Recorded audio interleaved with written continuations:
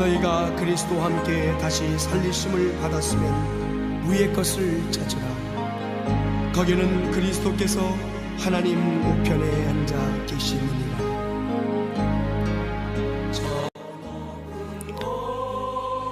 여러분 잘 지내셨습니까?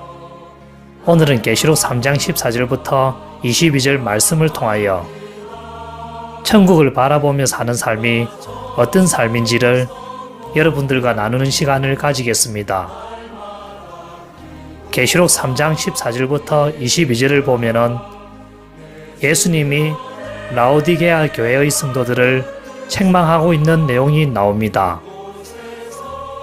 라오디게아 교회의 성도들이 예수님께 책망받은 이유는 그들은 자기들이 가진 세상의 풍족함과 부유함과 안락함을 누리며 그 자기들이 가진 세상의 부유하고 안락함에 안주하여 편안하게만 살면서 그리스도와 함께 고난에 참여하는 삶을 살지 않았기 때문입니다. 즉, 자기들이 가진 세상의 안락함 삶과 부유한 삶에만 안주하여 그리스도를 위한 수고와 고생을 외면하고 피하며 그냥 편안하게만 신앙생활하며 살아갔기 때문입니다. 주님은 이와 같이 주님을 위한 희생과 고생과 고난은 외면한 채 세상의 부요와 안락에 안주하여 편안하게만 신앙생활하는 라오디게아 교회의 성도들에게 너는 스스로 이르기를 나는 부자라서 부유하여 부족함이 없다 하나 그러나 실상은 너는 가난한 자이며 가련한 자이며 공고한 자이며 헐벗은 자이며 거지와 같은 부끄러운 자이다라고 책망하셨습니다. 그들은 세상의 윤택한 삶만 누렸지 주님을 위하여 헌신하거나 고난을 받거나 고생을 한 일이 없었으니까 하나님 앞에서는 아무 상이 없는 부끄러운 거지 같은 자가 맞지요. 뿐만 아니라 주님은 자기들이 가진 세상의 부유와 안락하고 윤택한 삶만 누리면서 그것에 안주하여 주를 위한 헌신과 희생과 고생은 외면한 채 편안하게만 신앙생활하는 삶을 살고 있는 그들에게 뜨겁지도 않고 차지도 않아서 이것도 아니고 저것도 아닌 어중간한 회색 분자와 같아서 구역질 나서 역겨워 토하여 내칠 존재이다라고 판단하며 책망하고 있습니다. 이런 책망을 하는 이유가 주님이 보시기에 그들은 세상의 부유와 윤택하고 안락한 삶만 추구하는 세속의 행복을 쫓는 사람처럼 세상에 한 다리 걸쳐놓고 그리고 예수님을 믿는 신앙은 그냥 구원이라도 받기 위해 보험을 든 것처럼 충성된 삶이 없어도 믿는 것으로만 족하자 하는 무성의한 신앙인처럼 예수님께 한 다리 대충 걸쳐놓은 세상과 주님께 양다리 걸친 사람처럼 여겼기 때문입니다.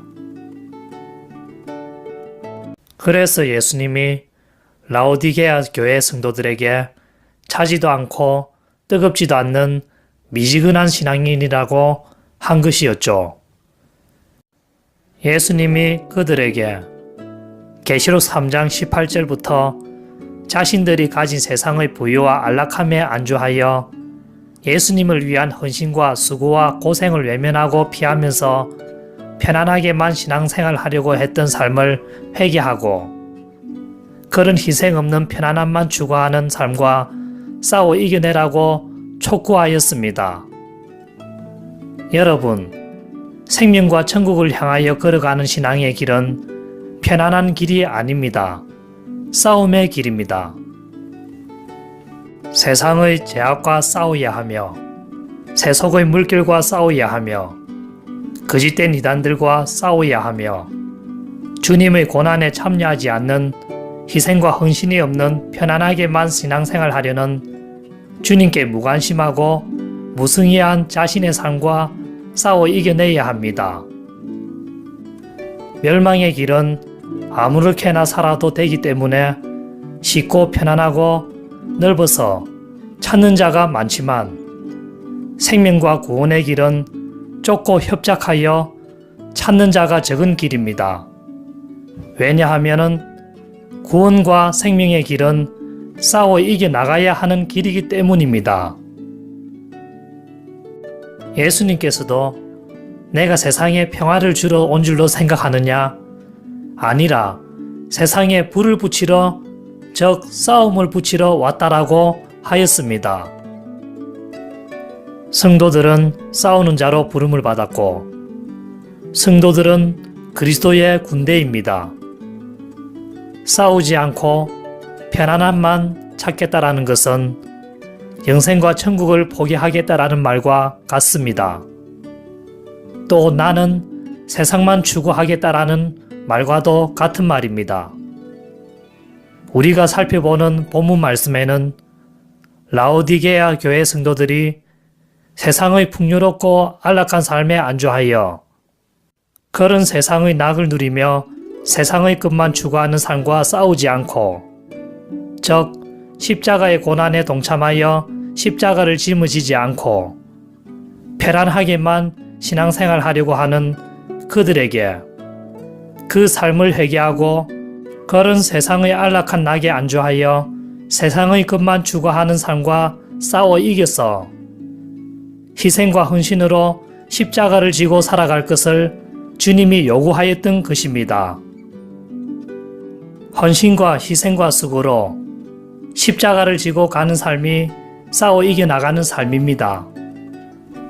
세상의 안락과 편안함과 싸우지 않고 고난과 희생과 수고를 외면하고 피하여 세상 속에서 자기가 가진 안락함과 함께 편안하게만 신앙생활하는 삶은 세상을 따라가는 세상에 속한 사람들입니다.